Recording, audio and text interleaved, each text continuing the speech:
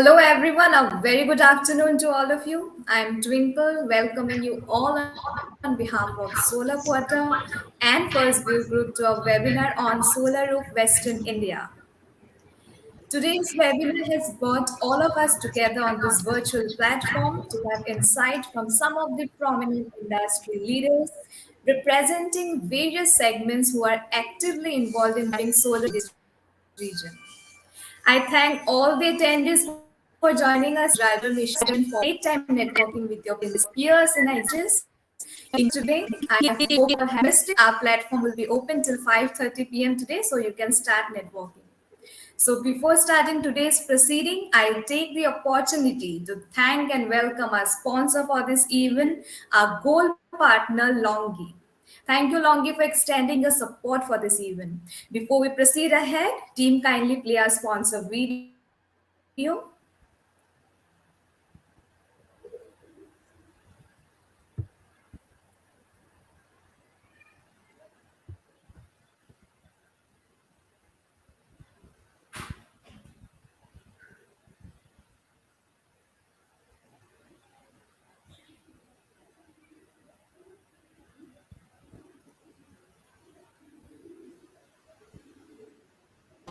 We experienced the rise of Chinese photovoltaic companies and the transformation of Longi from a pathfinder and an inventor of technology to an industry leader. Longi was established in 2000 and changed the game rules of the industry by promoting monocrystalline modules in 2015. In 2016, Longi's mono-PERC technology brought the industry into an era of high efficiency and low LID. In 2017, Longi's bifacial PERC technology increases remarkable module power output with rare side irradiation. In 2019, M6 silicon wafers led the PV industry to an era of 450 watt ultra-high power. With strong innovations, Longi has made numerous achievements like 24.06% efficiency of monocrystalline PERC cell, the highest production of bifacial monocrystalline modules in the world, continuous technology advances and LCOE optimization. Now, Longi is about to set off another advancement in the industry, once again. The latest Longi high Mo5 modules with optimized LCOE, especially designed for large-scale PV stations, are now available. The power output of high Mo5 is up to 540 watts, with over 21% efficiency. The optimal size of the high Mo5 module, coupled with sophisticated construction, can reduce costs while increasing power generation. As seen in the PV station in Zhouchuan, China, high Mo5 can significantly lower labor, land, and BOS costs and reduce LCOE. Also, the application of high Mo5 in Qatar has proved to be a remarkable improvement in cost reduction. The advanced technology of the high Mo5 leads to optimal LCOE, which is the result of Longi's exploration of every detail of functionality. New M10 gallium-doped silicon wafer can reduce the linear power degradation to 0.45% per year. Compared with the traditional welding technology, Longi's smart soldering technology reduces the tensile strength of the cell by 20%, by reducing the distance between cells by 2/3. This technology achieved a 0.3% improvement in module efficiency. High Mo5 follows a mature and reliable design path, framed, tempered glass on both sides to ensure the load capacity of the modules, with no crossbeam on the back to the module that blocks reflected light to ensure continuous and efficient power output. In practical applications, the size of high Mo5 is suitable for the main 1-portrait and 2-portrait horizontal single-axis tracking system. At the same time, it is perfectly compatible with the next generation inverters. The working current, including 15% bifacial gain, is kept within 15 amps, without the loss of current generation. Standardization, perfect adaptation, cost optimization, and high efficiency leads to optimized LCOE that enables HIMO 5 to be one of the most valuable products on the market. The high volume production of HIMO 5 is ready. By first quarter of 2021, global supply is expected to reach 13.5 gigawatts. The new HIMO 5 joins the LONGi HIMO family, bringing in a new PV era with ultra-high value.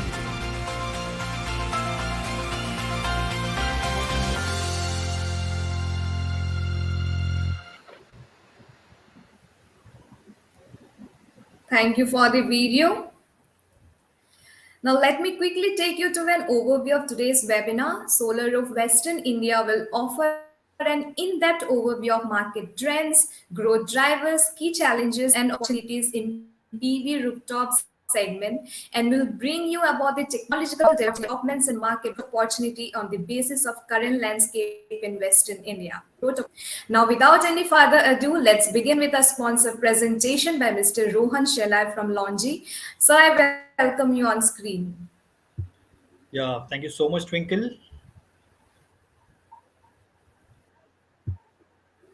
I hope my screen is visible to everyone. Yes, Uh, it is. yeah, so thank you, Solar Quarter, for this keeping this event. Actually, with these type of webinars, we have been able to getting in touch with the people and let them know, even though we are not able to meet them on a regular interval, but this keeps us in touch with them. So today, I think with this video, most of our viewers would have received the idea, and they are already knowing how our product is and how it's performing in the Indian market. But still, many times, like we have been get discussed that. Why particularly we should, or what should be the criteria for choosing any specific module, or because they look the same, even if you choose any company, in front look they are looking the same with the naked eye. So what should be the criteria?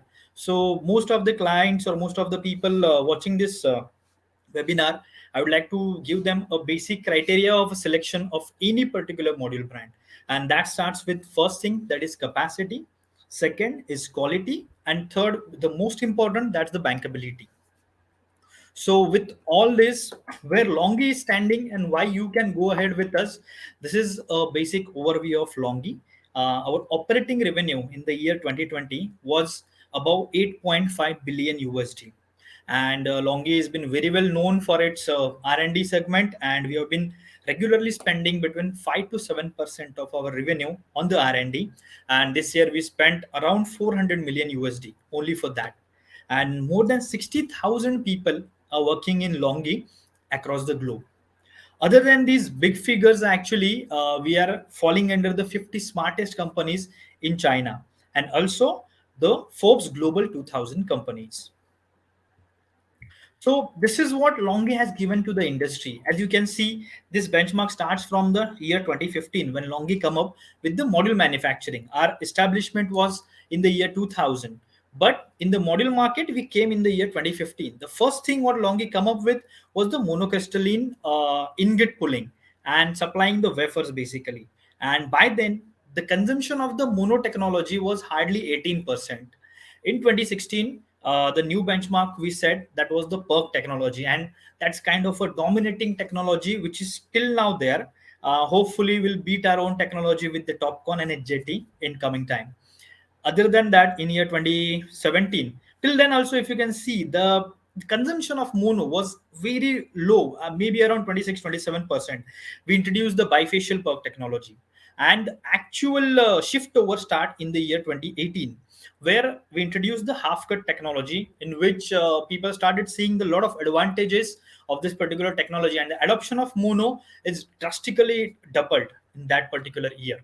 And in 2019 and 2020, it was more of a standardization of the product started in terms of wafer, in terms of the module, and we introduced M6 and M10 wafer to the market. So as I earlier discussed, Longi is very well known for its innovation and R&D strengths. And basically, this is the reason why we have been leading this industry. The investments what Longi has done, it's in the range of 5 to 7% of its overall revenue into the R&D. We are having more than 1,000 patents along with us, and the partners like New South Wales and all are there to support us going forward to come up with the new and the newest technology. Now, as I earlier mentioned, the major points which we need to discuss or which we need to select while choosing any brand, that is capacity. As you all can see, this is the wafer capacity of a Longi. By end of 2020, we were having around 85 gigawatt as our wafer manufacturing capacity, out of which we have supplied around 58 gigawatt of the wafers, which is catering around 40% plus of the overall global requirements. And this is personally very close to me, that is the module manufacturing, because we are corely dedicated for the module supplies in India. And as you can see, the capacity of Longi is 50 gigawatt for the module manufacturing, and we are having around 15 manufacturing plants in China for this 50 gigawatt. And we have supplied more than 24.5 gigawatt across the globe in the year 2020. Longi became the first ever company to supply more than 20 gigawatt of the module in a single calendar year. Now moving forward, the second criteria, that is quality, because every now and then we see and we discuss that every model is seeing looking similar. Then what is the difference, or how to arise on their quality, how they will perform, and what to look after them. So this is the major thing, because when the models are coming into the India, any foreign module, we are having either BIS and IEC as our benchmarks or the testing parameters or certificates what we follow actually. But if you see, whether it's all quality matter, RETC, and PV evolution, all these labs are having their testing criteria at least 5 to 6 times stringent than that of the IEC. So we this is the major part where Longi is like kind of coming in front of the any other competitor of ours, because whether it's RETC, all quality matter, everywhere when we are performing, more than 80 to 90 tests are being passed by Longi module, and with the highest rank. And it's not only the lab performance. If you can see on the right hand side, there is a energy yield test which was done by the PV magazine, and on ground performance also of the Longi is very much at par to any other product. And this has been a kind of a thing what we have been regularly doing, coming up with the new and the newest technologies. So as you guys can see, this is the smart soldering technology what we have introduced in a recent past, where the normal soldering is been replaced with the smart soldering. And if you can see, there is a circle mark over here, and that particular portion, the ribbon is very flat, and then it's getting triangular. The triangular portions helps you absorbing more and more sunlight into your wafer and cell basically. And because of this flat surface, the tensile strength of the wafer is getting increased, because wafers are in the nanometers actually in the size. The thickness of wafers are very small. So this particular soldering technology is able to reduce the stress on those wafers, and chances of getting the micro cracks has been reduced like anything. And one more point which I would like to bring in here is, mostly we have seen that earlier time many companies used to say that we are vertically integrated, but in mono, if you see, there are very few company who are there, and Longi is the topmost out of it. We are only getting our raw polysilicon from outside. Other than that, right from ingot pooling, wafer slicing, cell manufacturing, module manufacturing, everything is done under the single window, which assures you about the quality of the product. And now moving forward, like why there has been a lot of acceptance of Longi in India, in especially into the utility sector, where they are having stringent criteria for choosing the product. In that particular segment, the bankability being the forte of Longi to spearhead in the Indian market. We have supplied this year. Last year we were the number one, around 1.5 gigawatt we supplied, and this year we achieved the mark of 3.7 gigawatt supplies in India in this particular calendar year 2021. And the main reason for that was the financial strength of the Longi, because when we are choosing any particular product, we need to understand that our solar project is going to, if it is 100% cost is to be considered, at least 60 to 70% cost is going to be incurred by your modules. And if anything goes wrong with that particular company or the product, your entire project can go for a toss. So choosing a right partner during your model selection is very much important. And this bankability statements from lot of the agencies will provide you the confidence that Longi is going to be there for next 25 plus years to support you in any terms of things. So ultimate Z score, which is one of the best criteria to see after the bankabilities of any company. The pure play solar manufacturing players who are, if you can see, the ultimate Z score of Longi is above 6.1 as of now in Q2 and Q3 of 2021. And there are many companies who have been proclaimed as bigger companies, but this particular score of those companies are even below less than 2. And Bloomberg says any company falling below 1.8 is having a risk of getting insolvent. So all we need to understand this particular point and need to choose a right partner looking after all these bankable things. Second thing, this is particularly the most favorite of mine, that we are the only AAA rated company across the globe. Only company, I would say, I would proudly say basically, because no other company has been able to attain this mark since last 6 consecutive quarters. Longi is standing tall on this particular position, and we are the 100% bankable brand. Now whatever I have discussed from the beginning, so these are the offerings what we have for you in the market. One is our Hymo 4 product and other one is Hymo 5. So Hymo 4 is basically more or less we have been offering for the rooftop segment, in which the power being ranges from 425 to 455, and I think recently we come up with 460 as well. And other than that, Hymo5, which has been adopted in Indian market like anything, majorly by the utility segment people. So that particular power bean is from 540 till 545 as of now, and it will be increased to 555 in coming time actually. And all these products, the Hymo 5 is based on 182 wafer, which has been a kind of a highly effective wafer and the most used wafer across the globe. And other than that, as I earlier mentioned, we have been spending around 400 million USD in our R&D. So definitely Longi has been always practiced to come up with something new in the market and early in the market. So this is something new what we have come up with, that is Hymo N. Up till now, all the products what we introduced, those were P-type technology product. But this is the first time Longi is coming with the Hymo N, that is the N-type TopCon product. So these are actually a few old slides basically. The technology what we have introduced recently, we own our broke our own world record of cell efficiency over 26.2% as well. So this will be the next changeover in the technology, and I think this Hymo product will be available in the Indian market post mid of 2022.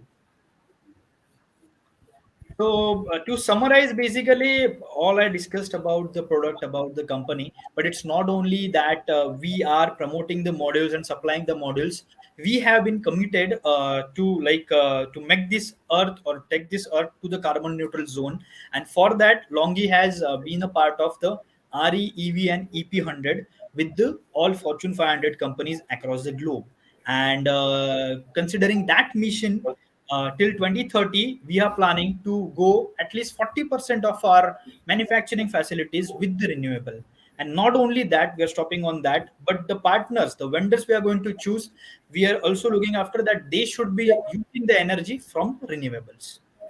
So after all these discussions, this is the most important page for all of you. You can have a look, and I'll just brief it in a minute.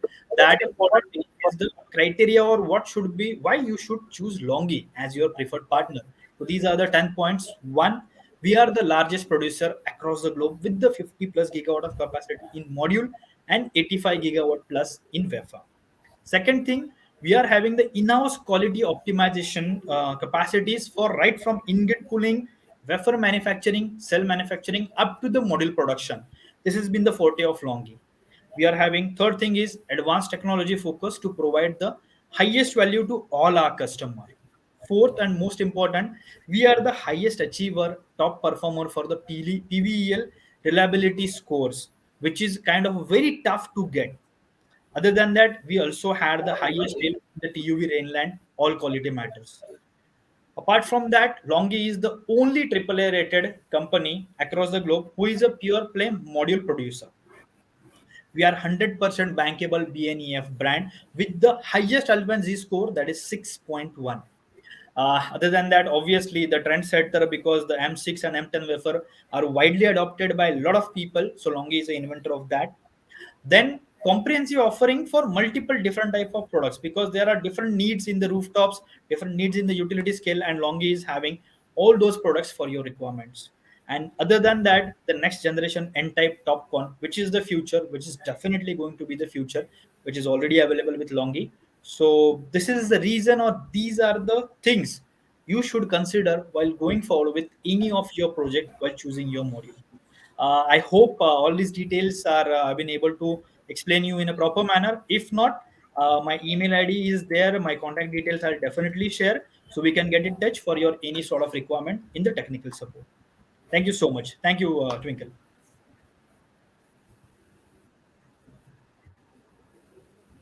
Thank you so much, Rohan sir, for the wonderful presentation. Attendees, please take note. Please please start posting all your questions in the Q&A box, and we'll take up those questions after the panel discussion.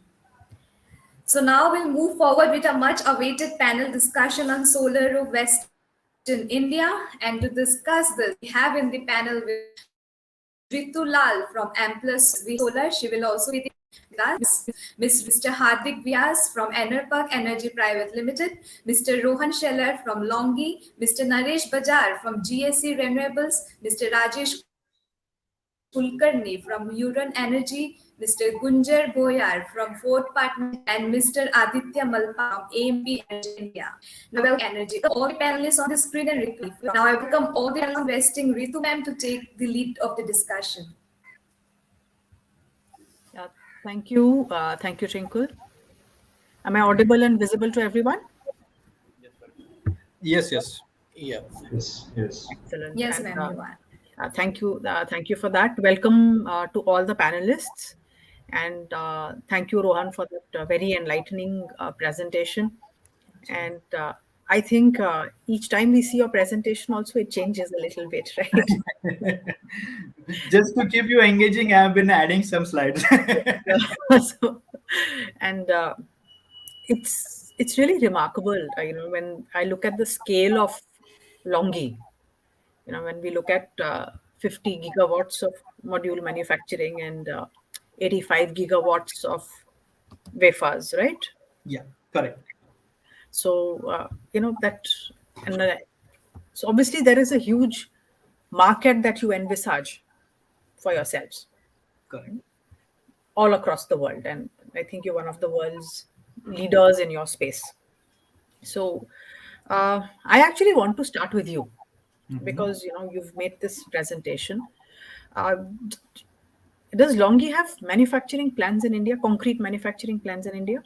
And do you think it will be required given the way, the direction that policy is taking, where where there's a lot of encouragement being given to domestic manufacturing, right, to backward integration. So you guys are already backward integrated, completely backward integrated.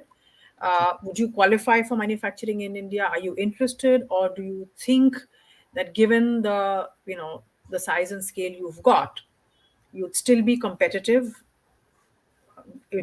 being an exporter to the Indian market, despite the tariff and non-tariff barriers?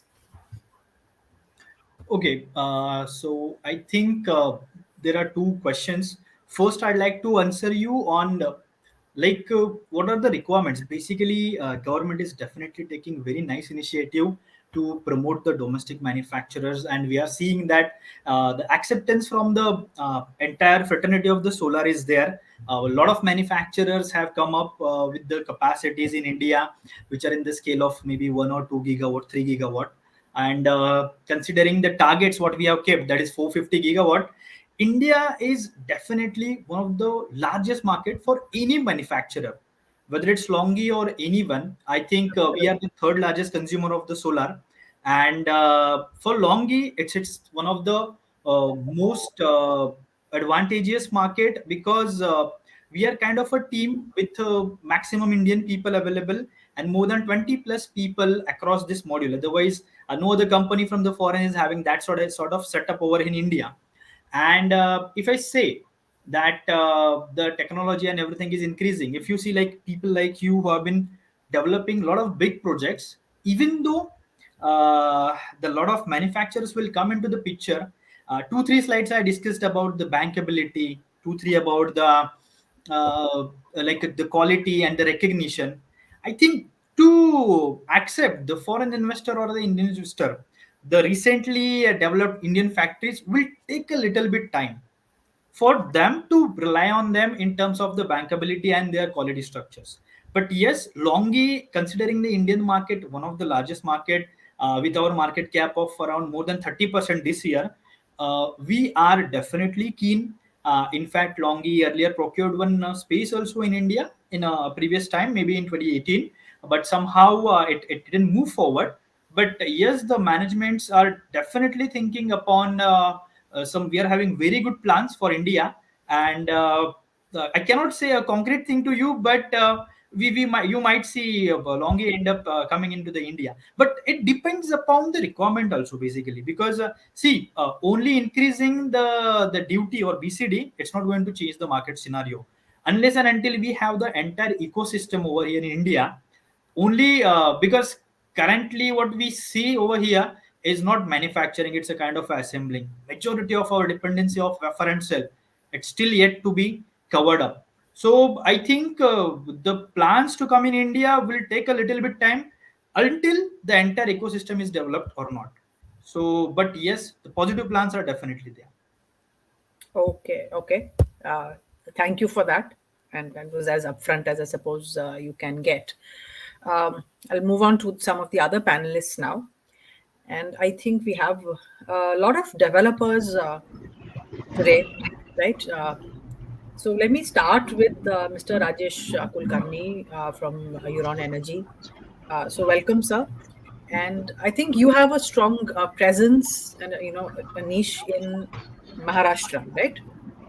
Which is Uh, yeah, Ritu, I would like to correct. We are not developers as such. Okay, we are basically we provide turnkey solutions. On rooftops mainly.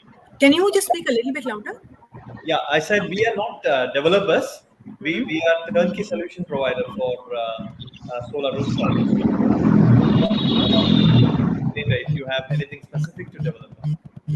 Okay, no. So the question is not that specific to developers or anything of that sort. But my question to you was,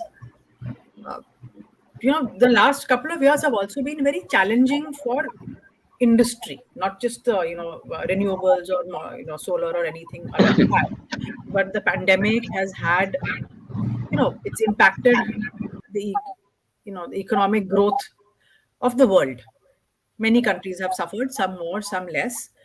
We've taken a massive hit. But what we've seen is that the year 2021, 2020 to 21, and even continuing from 2021, 22, the trends that we see for solar and the trends that we see for rooftop solar are extremely encouraging. I don't remember in the last 3 4 years the last time that India would have installed so much of rooftop solar in over a gigawatt in a 9 month period. So my question to you was, how do you see this growth? Is this a healthy rate of growth? Do you think it's small? Do you think it's an aberration which is large? What do you envisage as the future for rooftop solar in this country, given the trends that we've seen so far? And of course, if you want to answer specifically, I know the conference is targeting specifically the Western states, but if there are any regional nuances over that that you want to take, or if you think it's going to be a pan-Indian phenomenon. Absolutely. Thank you, Ritu. Thanks for the question. You're right. I think every one of us has suffered a lot in these last 2 years. Fortunately, I think last 6 months or so, we are seeing a lot of encouraging indications from the market. Of course, apart from that, we also are facing challenges. The moment we see that there's a pull from the market, immediately there are also challenges like the module delivery periods or the logistics. Rohan will laugh here. I mean, we know how much price fighting we had with them. So That is one. Plus, on top of that, you do have policy related issues where a customer who wants to go solar is confused. There are so many issues with regards to the policy. There's no stable kind of regulation there. The Ministry of Power mentioned up to 500. I'm talking about rooftops mainly initially. So they said up to 500 kilowatt only you are able to you can put. Before that, it was only about net metering, gross metering. Then came the 500 kilowatt thing. Even now today, nothing is clear whether you can go up to 1 megawatt or 500 kilowatt. So there are clients who wish to go for even higher capacities. We don't have any idea about what is going to happen with the captive consumption. Although there are projects happening, for sure, you must also be doing. So there's a lot of confusion there. I think with regards to the global trends, we see people talk about net zero and climate change and so on. In fact, I'll give a very good example. I was just walking one day, and then there was one kind of a stranger, and then we got acquainted, and he asked me, "What are you into?" And I simply said, "We do turnkey solar power plant." So his statement, he's not related to solar. He just said, "Oh, you are the people who save the earth from green. With green energy." So that is something, it has reached to these kind of people who may not have knowledge, but they understand the importance of solar. So I think this is something very encouraging, I feel. And the industry in itself, whosoever I have been meeting, most of these industry, mainly we are focused on the CNI segment. And I find a lot of encouraging things from them. The only problem happens is they are interested, but then there are so many policy driven issues that makes them think, is it the right time, is it the right time? You talk about Gujarat, the draft policy has come, but we don't know what is going to happen. Nobody can take a responsibility saying, okay, you put a plant and we will deliver. You can't take that. And each state policies are so different. You don't even know. If you talk about even capacities, they're not sure whether it should be kilowatt peak capacity or kilowatt, whether it's a DC capacity we are talking about or an AC capacity we are talking about. So all these things, I feel there is a very important need to ensure that we all come on a one platform, so that there's a very clear instruction from the Ministry of Power, from the discoms, so that the consumers take a very informed decision and they know that they are doing the right thing. That is, I feel. Otherwise, it is very important stage at this moment. If you want to really adopt to RE, then it is important for us that we also help the industry in giving good solutions. Okay, no, thank you for that, Rajesh. And yes, I think what you've underlined is that there is a huge appetite, right? The demand is absolutely skyrocketing, especially in the CNI segment. Because if you look at how companies have targeted going net zero, they're typically faster than how countries are targeting to go net zero. Yes. Right? Yes. So obviously, and they are working very hard to make it happen. And I guess solar, with the kind of technology, the ease of installation and the ease of usage, it becomes like an obvious choice. 100%. Yeah. So the demand remains very high, and the issue really is, of course, there are supply issues which are happening right now. But I think the greater pain is not the supply chain constraints, but the recurring policy narrative that keeps shifting and changing. And even when something comes out, like you said, we don't know how long it will last, when an amendment will come out, what will happen, and where is the certainty for the investor, Correct. whether it's a user or a lender or anybody else, True. that yes, this is because this is an asset which is going to pay back over a long period of time. Correct. Right. Absolutely. And so I think the policy issues I think it's the biggest, not from today, and we've been doing these discussions from 2016, right? Yeah, absolutely. Solar is all about uncertainty, is what I always Yeah, telling. yeah. It's really unfortunate that it is there, but I'll get back to you. Sure. I'll move on to Mr. Naresh Bazar, if he's there. Hi. So building on, from what Naresh, what we've discussed so far, I wanted to ask you, where you see in the western states, because if I look at the western states, if I look at Gujarat, Rajasthan, Maharashtra, along the coast, at least Goa three, and Goa. and Goa, uh, Mhm. very very different in size and scale to the other three. Yeah, yeah. Even like many people consider Rajasthan and even Yeah, Karnataka in but western if you region. look at see if I look at industrialization, all are Yeah, highly industrialized states. correct, And correct. I know Goa because Goa is ecologically, it has its other sensitivities. But Yeah. again, I think because of the kind of incentives that were given to develop industry, um, Hmm. many large companies have manufacturing in Goa, right? Yeah, correct, correct. Gujarat has always been a leader in industry. Maharashtra, of course, Hmm. as has Rajasthan, right? Yes, When I right, look right. at Gujarat and Rajasthan, I also, historically, they've also been uh, where the utility scale plants have come up, right? Yeah, correct, They've correct. also got huge quantities of, all of these have coastlines, so they have huge quantities of wind energy in the country, Yes, right, right. right? It's Uh, hybrid, hybrid. Even you'll get yeah. solar and So, even because I think Maharashtra is so large and, even in terms of population, I think it still is, it's kind of an energy hungry state, right? yeah, Where, correct. where we're looking more at, you know, how to ensure that there's enough electricity for the Mhm. vast population, for all sorts of commercial activities, for business, and for industry, etc. But Gujarat and Rajasthan seem to be in the mode that we are, absolutely secure. We are generating more than we require. Yeah, We right. are resource rich, in terms of Mhm. wind and solar performance, but we want to now become exporters to the rest of the country. Yeah, So you can they're say. almost sitting in, in that zone.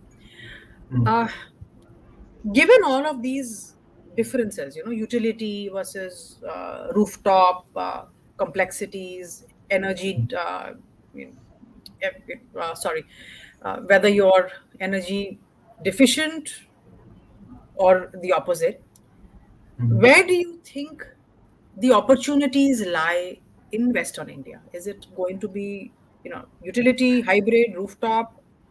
What Mhm. is really going to grow over the next couple of years? So let's understand the facts first. So when we talk about 2021, especially because this is only the year where we have the data which, with regards to the installation which has happened in this particular two regions, especially.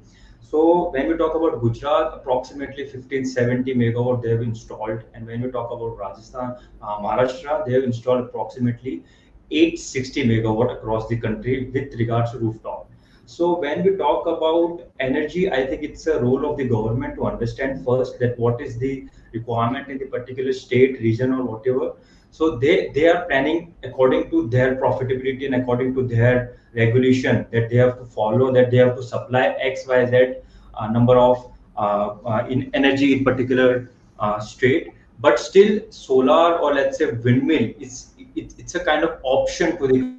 They can opt and they can use and they can minimize their cost, right? So even either client is going with solar, either with capex, opex, or even with the EMI model, but still it is an additional advantage which will be the part of which will be the prima facie important part of any company's profitability, right? Because ultimately when they are show, like let's say when any company is deriving their profit, electricity cost is the one of the biggest cost, one of the biggest overhead for any company, right? So if they can substitute their energy source from grid to the solar, it's an additional benefit to that particular company, right? So basically when we talk about the requirement deficiency, or even we can say we have excess power, I think government is doing well. They are providing like in the Maharashtra, I don't think there is cut of power is maximum from 1 to 2 hours because they are providing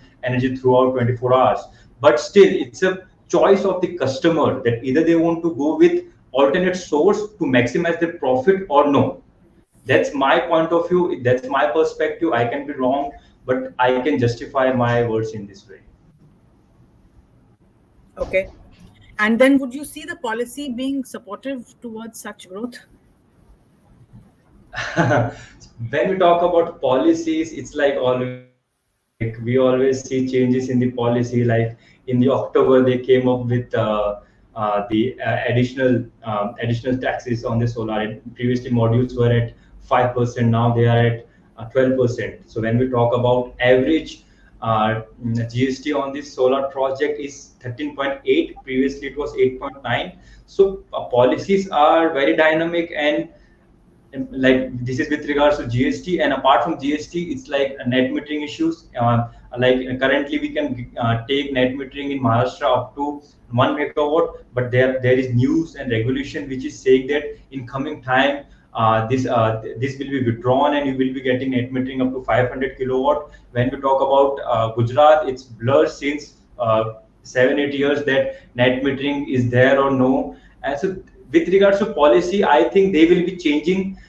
We don't know the agenda and the concept of the government and what they want, but according to me, we can just be aligned with the policy, and we can just try to be best in the market. That's what we can do. Policy, according to me, policies will be always changing. Like since the rise of the when we say the cost of the modules has been hiked in last 3 4 months like mad, like 10%, 15%, 20%. Yeah, there are technical reasons behind it, but still, it is the part of the thing, a part of the process, right? Because if the price of the modules is getting high, other materials are also affiliated to it, and they are also getting high due to whatever reason, right? So let's say if I'm signing any PPA with the client at XYZ rate, and in coming, let's say 1 or 2 months, price is hiked, my return is gone. Like if I'm expecting 11% IRR in that situation, after alteration of the GST or price of the module and XYZ policy, my return will go like 10% or 9% depending on case to case. So yeah, I think our policy is always changing and will always be changing. So yeah, this is the challenge which we have in this industry. Even when we talk about any other industry, they are facing the same problem of the policy. Yeah. Okay. Thank you for that, Naresh. I'll move on to Mr. Gunjan Boyer from Fourth Partner. And again, my question to you is, policy has been a bit of a bottleneck over the last 2 or 3 years. Despite that policy bottleneck, the last 9 months have been really bright for the rooftop and C&I segment, right? Right. Where do you see the future? Because policy impediments don't seem to be going away. Like and we are continuing to do business. So we're just having to, tiptoe around it. It slows us down. It depresses the potential. All of that. What is your view? Is this going to be, is it going to be more of the same in the future? Are they going to clamp down even more, or do you think somewhere a light bulb is going to go off in someone's mind, and they figure out that there is no way of solarizing this country without also looking at the rooftop sector? So what are your views on this one? So what I could view in this is basically, if you see at the rooftop solar market, particularly talking about today's forum, a rooftop solar market, which was already struggling last year. I mean, it completely crashed in 2021 due to disruption from pandemic. And as we all are aware, even the targets which the government itself has set, we are way behind those targets. I mean, we have just achieved 10% of 40 gigawatt of rooftop solar capacity, which was to be achieved by 2022. So, and today we are standing at roughly 6 to 7 gigawatt in quarter 3 2021. So what I believe basically, the complete rooftop segment is driven by some, earlier was driven by some capital subsidies, tax benefits, net metering incentives and all. The policy had a greater part in driving this segment. And the frequent changes in policy basically does matter when it comes to rooftop solar power project market share, as per the targets which are being set by the government.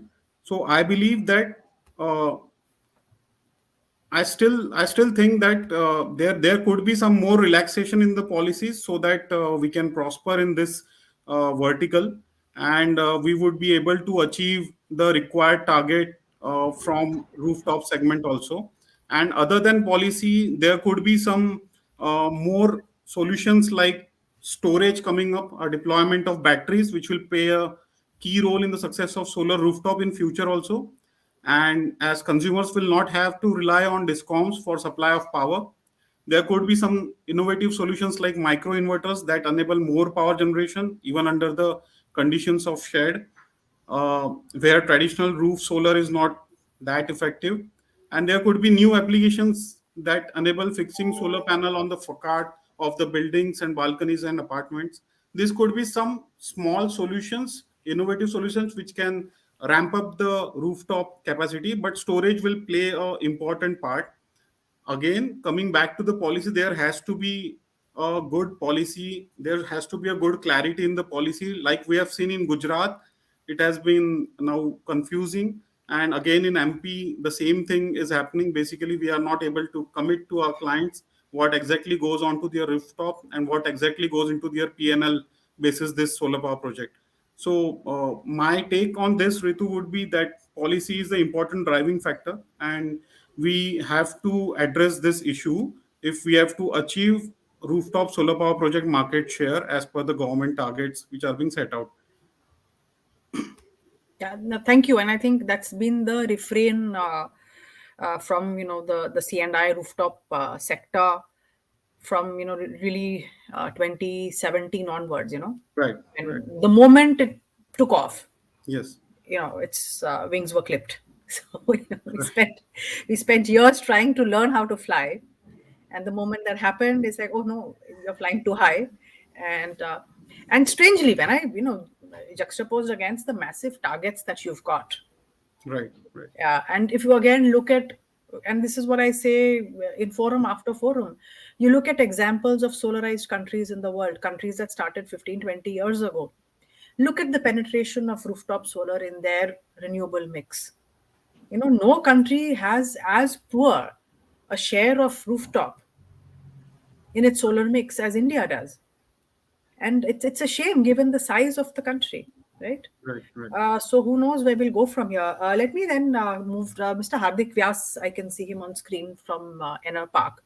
And again, you're an entity that works across all segments, right? Whether it is utility scale, EPC, you're also doing the C&I rooftop segment, etc., right? And we are now talking specifically Western India. So let me address the bustard in the room, right?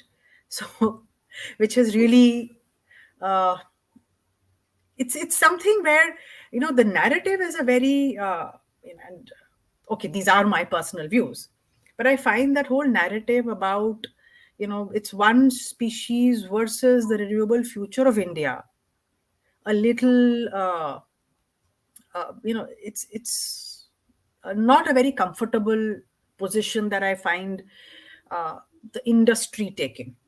So my personal views are really at variance with that. I said that if your whole point is about conservation, it can never, one cannot threaten the survival of another. It's got to be when you talk about sustainability, if something you do threatens the sustainability and the very survival of and a pretty iconic species of the country, are we doing the right thing?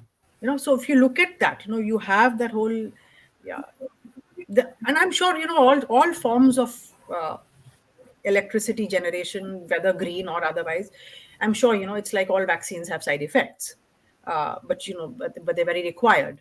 So the point is not that you can do away with utility scale, but there is something about, okay, what are the alternatives to utility scale? And yes, I understand that this area has the best generation, so the highest solar potential. But if it's causing literally an existential threat to certain animal species, how do we rethink? We've done that from the price perspective and the import and the PLI, and even before that the ALMM, which has become a non-tariff barrier, right? We're saying it's all right, we don't have to have the latest technology, or we don't have to have the cheapest price, right? We are willing to pay a price increment to benefit some form of domestic industry. So then, why, when it comes to generation and utility scale, are we not really willing to look at either, if you know, I don't understand, I don't know what the viability of putting cables underground, or if we move away from that site for the sake of balance. So, what are your views on, and because I guess you people have experience in the whole gamut from utility to rooftop, I wanted your thoughts on this one. Yeah, so I mean, what I could gather is that you were talking about utility and a CNI space coexisting, and yeah, the policies have to be framed in such a way that we can leverage the benefits of both forms of energy. I think, see, being in the industry for since 2010, when actually the big shift happened, uh, one of the biggest thing which I don't know how many of us still understand is we have to look at solar as a sustainable power source and not only as a Excel calculation, doing formulas and flip over it. So the moment it goes on the financial sheet, that's where things kind of go wrong. We have to treat it as seriously as we treated thermal or other energy sources in the past, or we are still doing it. Uh, the way NAPAC operates, it's different. We are not those financial calculators. We are a long term guy, and we really look at solar as a sustainable initiative, and that's where we put in more thoughts that the asset has to be built in a such a way that it has to live up to its lifetime and deliver the expected or better than expected performance. uh, you also spoke about sustainable things. We know how Germany evolved as a solar powerhouse, in spite of not being blessed as much as India or other countries in terms of sunlight. Um, CNI is a sustainable space, and it actually doesn't need anything. It doesn't need any external support except for certain policy changes or certain hardware adjustments. So we knew the big resistance when the net metering came in, because everybody portrayed it as a dinosaur, that okay, how do we address it? But it was nothing. We still have 1 megawatt net metering, but nothing happens if you go beyond 1 megawatt. What happens? Nothing burns. There are no flames coming out of it.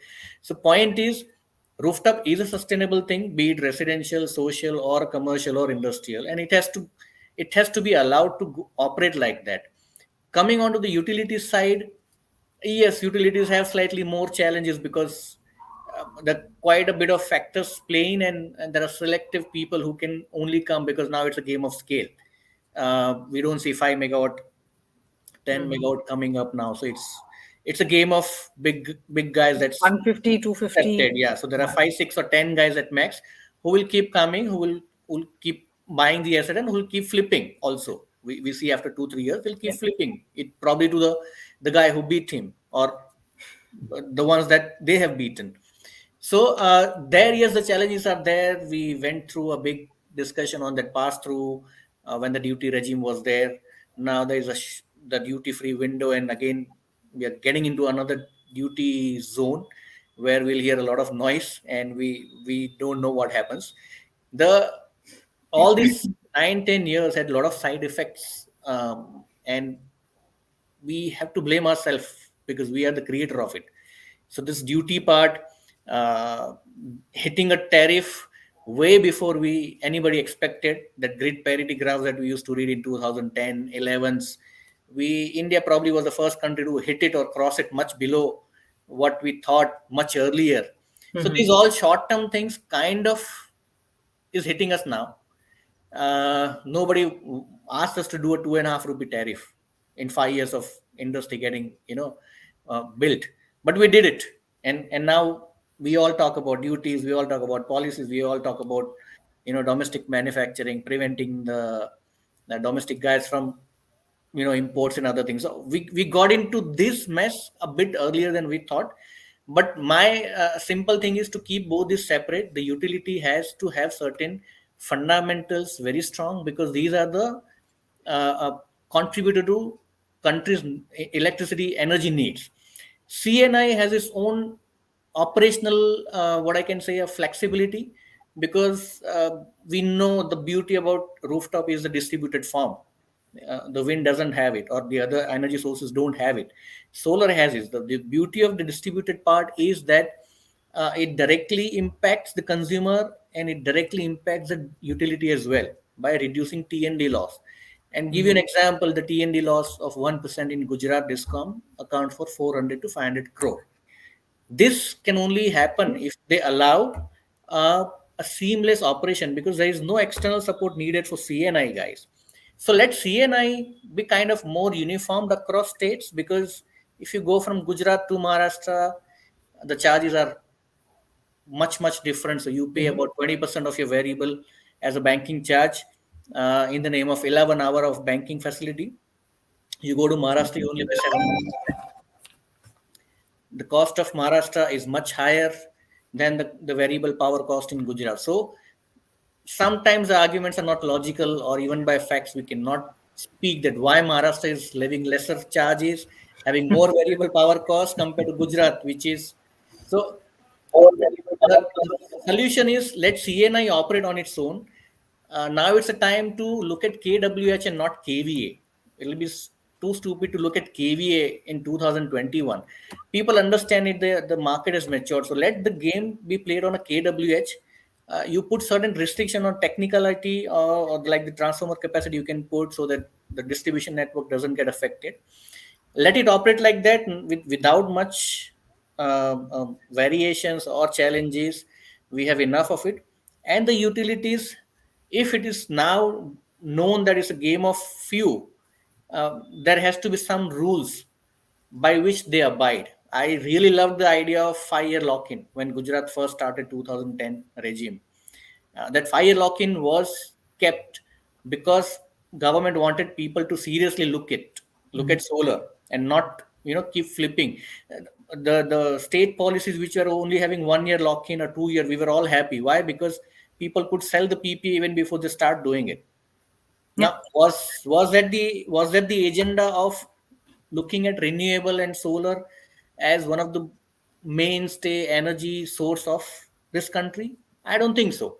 But that's how it turned out to be. So there is some fine tuning of rules required in the utility space. CNI is independent now. Even if they remove the tax benefit, which is 40%, doesn't really matter, but let them operate. The policies, the metering hardware should not become too much of a challenge, that one state has different policies, the other state doesn't have. Why to worry about behind the meter thing? Why can't it be uniform thing? Why do we have to worry that Gujarat it won't allow, MP it will allow, Rajasthan tomorrow it may not allow? So some fine tuning and at both ends it's needed, but the underlying fact is solar has to be treated as a sustainable energy source for this country now. And if we think that, then the more appropriate action on policy and ground will be taken. And that's what my outlook is. We have to balance both of them. Okay. Thank you for that. Coming now to Mr. Aditya Malpani from AMP, right? Hi, Ritu. Yeah. Hi. Sorry, it's been a while getting to you. Yeah. But then you've heard the views of from the manufacturers to the consultants to the developers, right? We've focused on rooftop, but when you talk about CNI, open access is never far from the subject, because then again it falls somewhere. It is neither utility nor is it rooftop, so it's somewhere in the middle, right? Yeah. But when you look at companies and industries seriously looking to use solar, even rooftop limitations, I think if we deny them open access, there is really very little that they can do. Yes. Right? Apart from then a little bit of carbon trading that they can do. Yeah.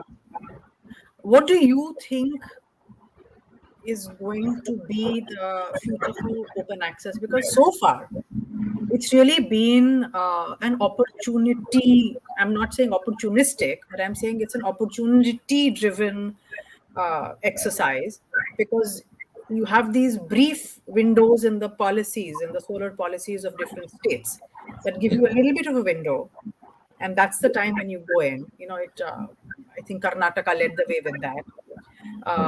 Gujarat has this very interesting scheme with hybrid, and I think then what happens is then there's a rush towards that state, right?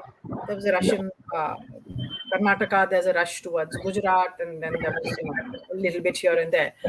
So where do you think, as it is, there is so much of opposition to rooftop, and the CNI. And the opposition to rooftop is really coming from the opposition to CNI clients moving away or reducing their consumption of distribution, discom electricity, right? Yeah.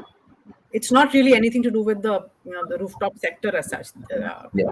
The discoms are pretty happy with residences going solar. Yeah. It's the C&I segment which is the problem, not really the rooftop. Yes. So given all of that, given the Western states in particular, what are your thoughts for open access? Yeah. So the first thing, Ritu, like I've been hearing all the speakers, everyone is been saying that policy is the biggest bottleneck. Personally, my opinion is that as the industry, we need to understand the discom. We need to learn to live with discoms, right? That's where we keep. That's where we lag behind. We keep asking for concessions. We keep asking for some support or sustainability. Now, like solar is an inflection point where we actually don't need support. Everyone has agreed on that also, right? Absolutely. Right. So what we need is basically some kind of education with the discom and explaining them that why it is good for them also, right? And then accordingly ask for the support rather than just blanketly asking for exemptions, right? So basically, if you take the example of hybrid, right, Gujarat hybrid, when we started operating in hybrid, I was with some other organization, but we actually worked very closely with the discom. We explained them that when they go for the hybrid, when they allow hybrid to happen, look, the policy came in 2018, the regulation came in 2021. Right, within last 2 years, what we did is we worked with the discom, explained them when the hybrid comes in. Essentially, there are two concessions, which is there is a 50% CSS, 50% additional surcharge, right? And there is a RPO benefit being given to discom. So they are not losing any revenues per se, right? We are giving 50% CSS, 50% additional surcharge, which is 1 rupee, and 1 rupee discom RPO is clipping. And RPO, there is a huge deficit to Gujarat RPO, right? So therefore, we work with the discom, build the acceptability of particular business model, right? And therefore, now we see there's a huge market opening up for the particular state, right? Similarly, we need to work with other states, taking the consideration of the discom's interest, right? So let's talk about solar rooftop. What are the advantages of solar rooftop? Let's talk about it's generated at the consumption point itself, right? Essentially, it helps you save on the T&D losses, right? Which is the biggest pain point, right? So even if you say that T&D losses, consumers of CNI are connected at 33 kV, 22 kV, still we are talking about 4% transmission losses. We are talking about another 7.5% or 6% of distribution losses. Wheeling losses, we are talking about 10% wheeling losses, right? So therefore, that is the amount which is being saved, right? So my always been advice or request to the discom is that let's come up with a policy which is taking the balancing the interests of both discom as well as us, right? Now, how do we balance the discom, right? If we have to reach from 6 gigawatt to 40 gigawatt, right? Of course, we need to take discom into our business model, right? And then what do we ask for it, right? If we pay all the charges, the project is not viable. There will not be any savings to the consumers, right? But if we work with them and explain them the other way around, right? Look, additional surcharge is a real issue. When discom purchases a power, it has to tie up both fixed charge as its fixed part of the component with the thermal generation and the energy charge, right? It has to pay the fixed charges to the thermal, irrespective of the consumers of taking the power or not, right? And we have the bell-shaped curve, right? We have an informed source generation. When we are not generating the power, this consumer or CNI consumer is not generating the power, it basically takes the support from the discom, right? So if let's say we come up with a proposal to the discoms of across the state, we will pay additional surcharge, right? Essentially, we are paying contract demand charges, right? Which gives us the right to pull as much as power up to the contract demand. Let's pay additional surcharge also, right? Which takes care of the interest of your stranded capacity, right? So that this is there. Now, what is our interest rate? Regarding the cross subsidy surcharge, right? So when we generate power at this consumption point, right, it gives a power cost avoidance, right? Ultimately, that much of the power is not required to be sourced, right, from the by the discom. This can be implemented in SLDC, right? What kind of anyway DSM regulations are coming in the full force and across all the states. We can very well plan accordingly, right? That this is the power likely to come up.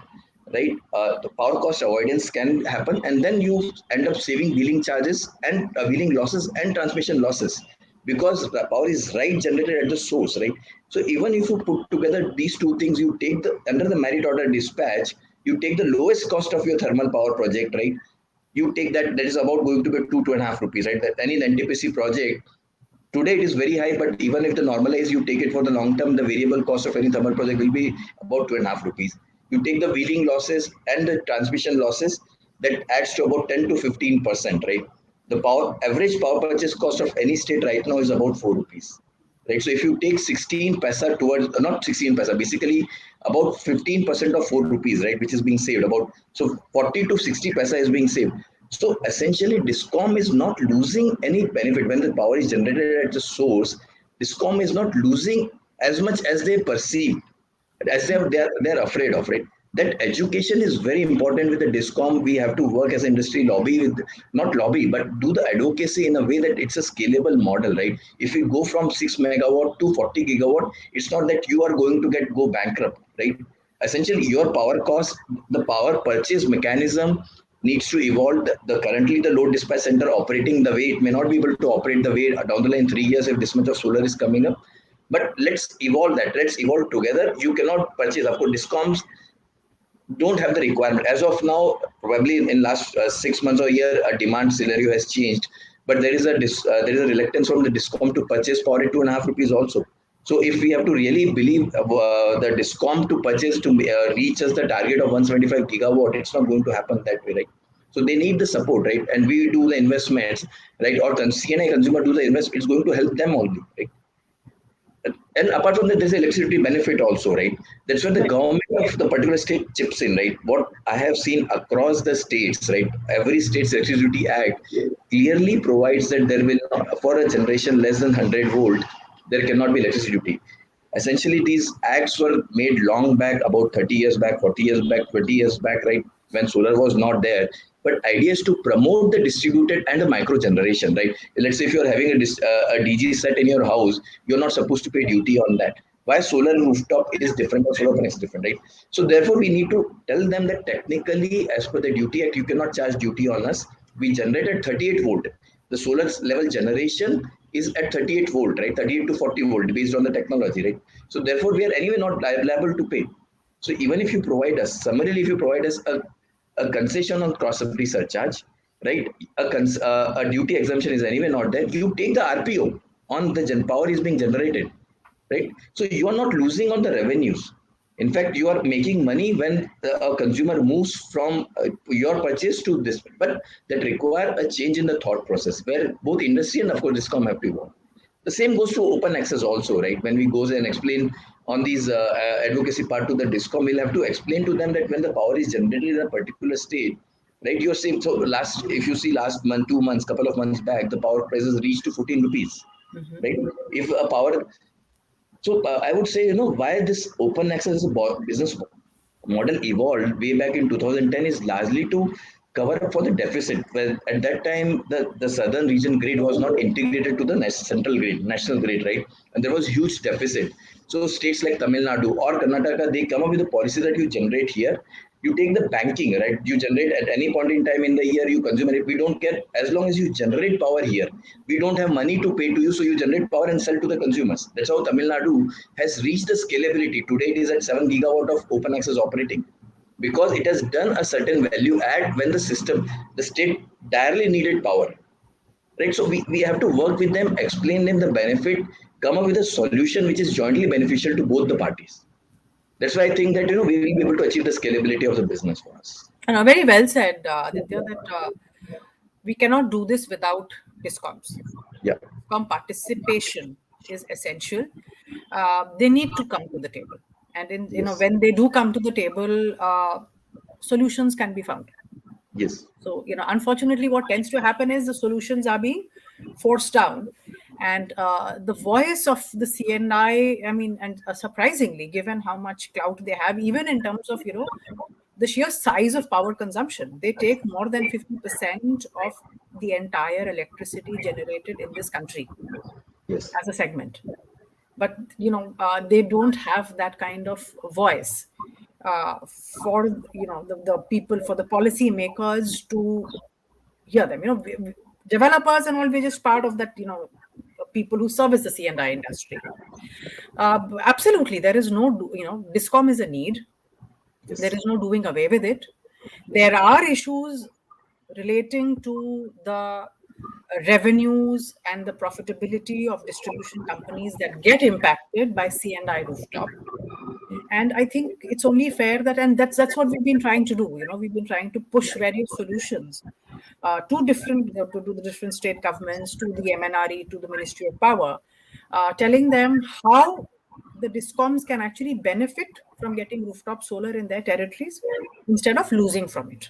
Right? Yes. Unfortunately, the DBT has been withdrawn from the draft of the Electricity Act amendment. So that's a bit of a loss, because that was a progressive step that was going to enable distribution companies to bleed less, right? Solar Yes. is not the reason why distribution companies are in distress, Yeah. but rooftop solar is growing at a time when distribution companies are extremely distressed. Yes. And the net solution is going to be into reducing the causes of distress of distribution companies. And perhaps DBT was one way out, and so it's a pity that that's gone off the table. Thank you so much. I think all of you have given some excellent points. There's one comment that had come up about storage and how storage was an inevitability going into the future. And like Aditya, you'd also made that point about you don't need to pay for DG sets. So what's going to happen in the future when storage becomes viable, or as a corporate, you have yourself a budget for responsibility, right, for getting to sustainability, and then even if that electricity costs you 10 rupees a unit, and 10 rupees a unit is, in any case, what it does probably in Maharashtra, the people who are paying 15, 16, or maybe even more. So if solar plus storage is going to give you something like the same equivalent area, you will see some amount of customers starting to move away. And as storage grows, perhaps solar plus storage may come down to something like 8 rupees or 7 or 8 rupees a unit for rooftop, Yeah. right? For CNI people. Um, so it's going to happen, and they may just cut down their fixed loads. So Yes. the Usually, policymakers and the distribution companies, who represent, the both a part of different government entities, right? There's two responses. You can go even more draconian, saying that, okay, if you're using any form of solar generation, I'm not going to supply to you, which becomes an extremely unfair way. Or the time has come to realize that, we have to be more futuristic in how we look at things. yeah. And everybody becomes, a party to the solution rather than creating just obstacles going forward.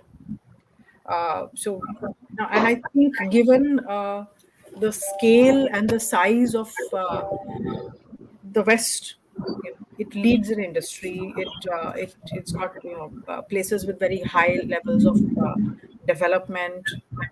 It's got a huge amount of population, and I think it would be it's absolutely fair to say that India's solar revolution really has been led by the western part of the country, right? Yeah. And they're also largely responsible for part of the wind revolution. Yeah. As we go towards hybrid and all, I suppose the contribution of Western India is only going to increase. And I think some of what happens over there may become a template for learning or adaptation over the rest of the country. If anybody has any last comments that they want to make, please do so. And just unmute yourself and do so. Otherwise, we can take some questions.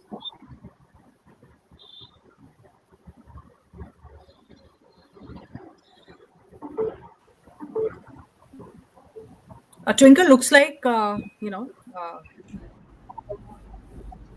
speakers are all done. So if you have any Yes, Ritu questions, ma'am. if you could help us, and any of the panelists can answer them. Attendees, I would again make the announcement. If you have any question, please put it in Q&A box and not in the chat box. I give you a minute of time to put it in the Q&A box.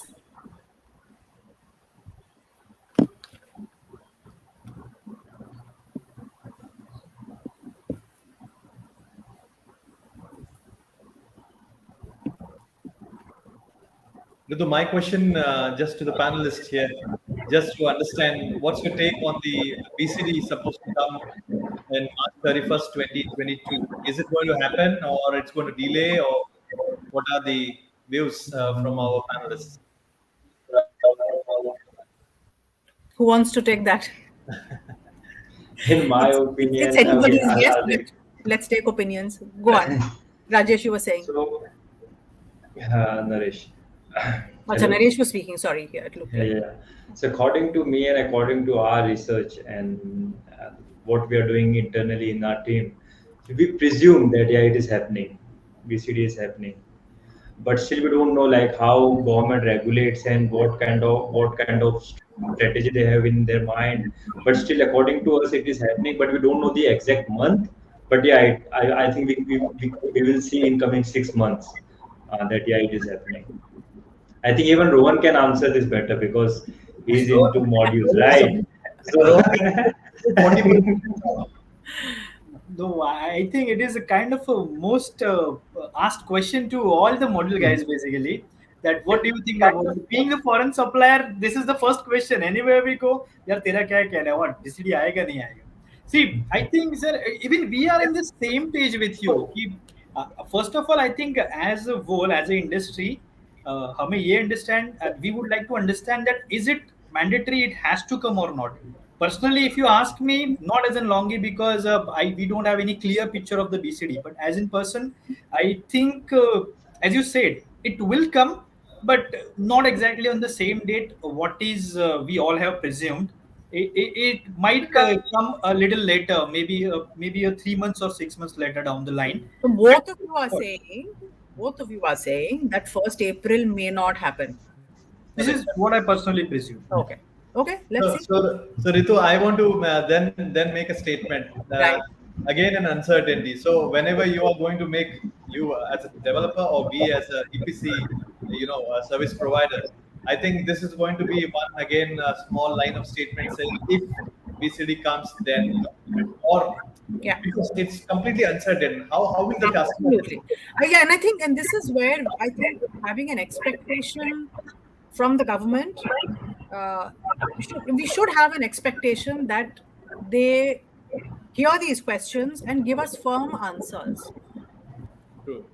And even if it is no, we will not postpone, and come what may, 1st April it is, and 40% it is. It just removes the uncertainty. Correct. Absolutely. But because then it just reduces the punting, True. and that is really not an advantage. That somebody comes and makes a punt saying that it will go away. So this is the time. It's not. It should not become like a commodities or a stock market, right? As to when you can buy modules. So everyone is kind of having a fear of missing out. If it's coming, we want the material. If it's not, okay, we wait for a quarter. This is how it's happening. so technically, even in my view, this is the beauty of this industry. Why? Because when this kind of challenges we get, right? So all the players who cannot survive, they exit. So we have seen in last 2 years around 20 to 30% of the solar people they exit the market. So I think we are the people who are pulling the socks, ready to take all the challenges, ready to take all the policies and all the kind of rain, snow, and the kind of and cold, everything which is getting from the government. Still, we are pushing ourselves and moving ahead. So I think this is the beauty of the industry, and yeah, that shows yeah we are very destined and we are weatherproof. weatherproof. Yeah, correct. We can say that. Not COVID, but yeah, weather. But I think I would like to add one more point. It's really a pain. Basically, I remember the time when the safeguard was supposed to exit. It was 25, 20, then 15.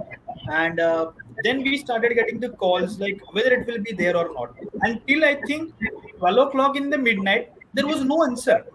That whether it will tomorrow, the safeguard will remain, it will be additional duty will be there or nothing. So I think the clarity should be there, even if we are kind of strong enough to survive all these things. But I think the investors basically see every business like we are sourcing some investment from outside. If they don't see any clarity, that's going to be a bit tough for all of us Yeah, to survive over here. So that yeah, clarity correct. has to be there. Though the decisions are harsh, it might not be helpful, maybe for rooftop, maybe for manufacturers like us. But if the clarity is there, we can find the solution. Unless and until there is no, like, the problem is not seen, we will not run behind the solution. So that policy thing, what Rituji always says, the government has to come up with the firm policies at least for next 2 3 years, in which we can plan ourselves how to survive with these policies. That has to be there actually.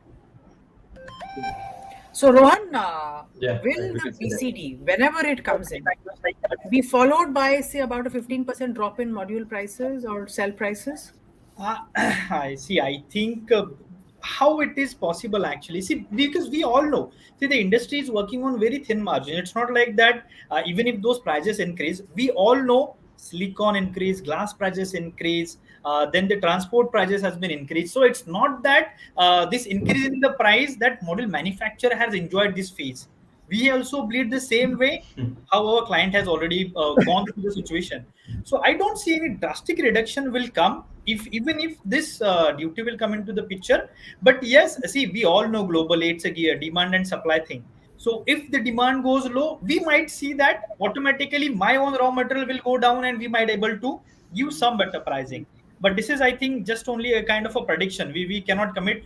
But I don't see that any immediate drop of maybe 15% will be there. Okay, fair enough. Any other questions, Twinkle?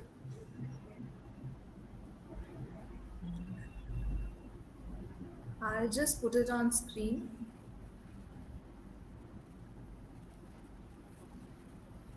CapEx and RESCO installation in the C&I segment. I think if you were to look at installed capacities to date, CapEx would be much more than RESCO. That's because until about 4 or 5 years ago, if you about 7 8 years ago, let me correct myself, the little bit of solar that was there was primarily CapEx, and that was the only option that they had. But if you look at for the large industries, the demand for OPEX or the RESCO model is extremely high. So for most companies today, and that again is a change that I feel post-pandemic, two things have happened. Even companies that were sitting on cash and were wondering whether to do a capex because they had a lot of cash that they had, uh, today are not willing to invest that cash into something like solar. And the second is that they were dilly-dallying, right? Saying, okay, if we wait for another 2 months, look at where the price will drop and my PPA will become cheaper. Today, what's happened is every amount of operational savings that are possible, they want today. So the speed of the transaction, at least for us in our organization, and I'd like to hear the views of my fellow panelists, the speed of the transactions have really become much, much faster. And negotiations are shorter, and people are, any saving that they can get, they want right away. And we see a tremendous push towards the RESCO or the OPEX model. Uh, Unfortunately, there is a business risk associated for the developers like us in signing a RESCO model, right? Because our revenues are dependent on timely payments for up to a period of 25 years, right? So we choose people with good credit rating, good credit history. So those who don't have good credit rating and good credit history are unfortunately again going the capex route. Then there's a third category where you have the captive, where people are investing, the users of electricity are investing a little bit and not going pure play RESCO, but that's because of regulations. I'd like any of my other fellow panelists also to weigh in quickly, please. Yeah, so Ritu is perfect on her point, but still, when we compare capex and opex, yeah, when there is no understood ratio between both of it, but yeah, what we have to understand that when we talk about opex, the companies which are good rated, like in the current market is only triple B plus and above, and all the small scale industries are not enjoying this benefit of the RESCO. Only few industries in the mid scale are enjoying. Large scale industries mostly are enjoying this benefit. So when we talk about Indian economy, around 70 60 to 70% companies are lying in mid scale and the small scale, right? So always the capex ratio will be higher than opex. But when we compare the scaling, the scaling of the opex is increasing slightly year by year, but there is no perfect ratio which we can justify or make what we say edge on it. That's what we can say. With the depreciation benefit going now from 100 to 60 and now Yeah, 40 and all that, and that is also now impacted. 40. Earlier there was a 100% depreciation benefit, so that was now. Yeah, but this the depreciation benefit was enjoyed by both, even for developers and for power users. So according to me, I think it does not make that difference. But नहीं the नहीं investment, नहीं this depreciation हम लोग this developer were claiming MAT benefit, or there was a section 80A benefit available. yeah, So right, therefore, yeah, and yeah, yeah, depreciation was of no use to developer per se, yeah. but to the capex it was Mhm. huge, right? But Yeah, it's correct. very No, but dynamic. Now GST is there, right? GST, they can claim the benefit of GST, which we can't claim, right? So it's really yeah, right, dynamic. right. Yeah, for initial 2 3 years there is no benefit as a developer. After that, that benefit starts because of the MET. Right. That is the main concept which we can understand, and we can just see this as a ballpark. That's what we Yeah. can understand. Right. From my side, I think I also agree with the panelists. I think capex in India is much higher than Resco model. Of course, the Resco is the creamy layer where you have, like Naresh said, all A rated and triple B plus and so on. But I think there are a large consumers who are not really rated. They don't have kind of CRISIL or CARE or these kind of ratings, but they are definitely also have good appetite and also financially very stable companies. Probably because they are not rated, they are not getting these kind of developers who can really develop their projects. Maybe some mechanism happens, some EMI model, or I don't know. I mean, people like Aditya and you might know how, if there are some other options available for the clients. But I think there's a lot of scope, and I see a lot of consumers. They definitely want to go solar, and of course they don't want to put money. They want to have some developer develop, so it makes more easier. I mean, for them also it's good that the maintenance is not their headache. Plus you have assured units and so on. So I think, short answer is like capex definitely is better, but there's no real mapping of which one is higher. Yeah, Yeah, even like you said, Rajesh, in the the whole residential sector, right? yeah, They are capex, yes, Hmm. and while it's very difficult to go traditional OPEX or RESCO, uh, there are opportunities where, like we are also now in the domestic, in the residential segment, we help them with the financing. yeah, So because the lenders also need to have some sort of comfort, right? right, right. But I So but those kind of products are coming in. yes. Yeah.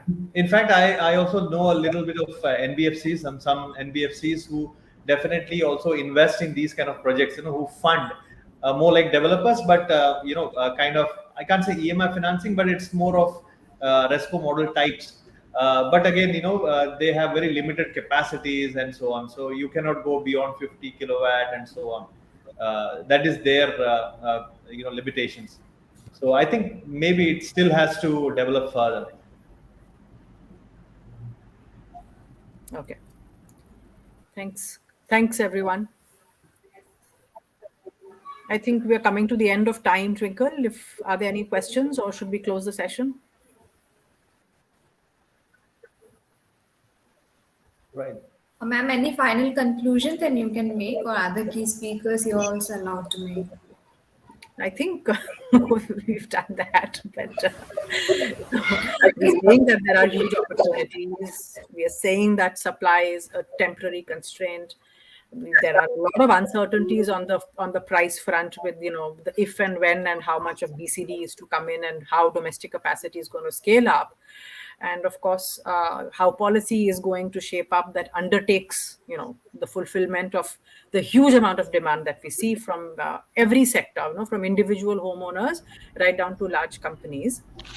And there are huge opportunities. So if everything lines up, the next couple of years should be phenomenal for rooftop, not just in Western India, but all over. I think This is the gist I got from the conversation. If any of my other speakers would want to just add on to anything, please go ahead. Yeah, from my side, I would like to add with whatever I could hear. I think all have the same sentiments. If we have a clear policy and a clear, statement from the ministry or from the discoms, there's a clear path ahead for all the consumers who want to go solar, or even for the developers who want to, invest. Then it makes a very informed decision. It's better for the industry rather than always having uncertain future. So I think this is the major requirement, uh, as far as I think. Yeah.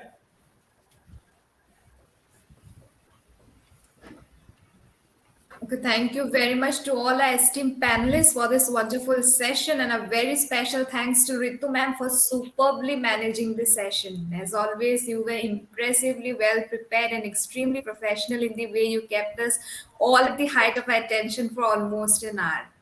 Thank you everyone for Thank you extending so your much. time and support for this event. We promise you to come back with more exciting topics very soon.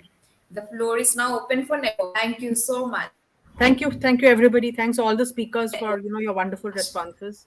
Thank you so much, And Ritu. Happy New Year, everybody. Yeah, happy New Thank Year. you. Yeah, happy. Thank you. Same to you. Same here, yeah. Yeah. New Year wishes to the team. Yeah. Thanks, Naresh. Yeah, thank you. Bye, guys. Bye Thank you. everyone. Have Thank a you. nice Have a day, good day. everyone. Bye, everyone.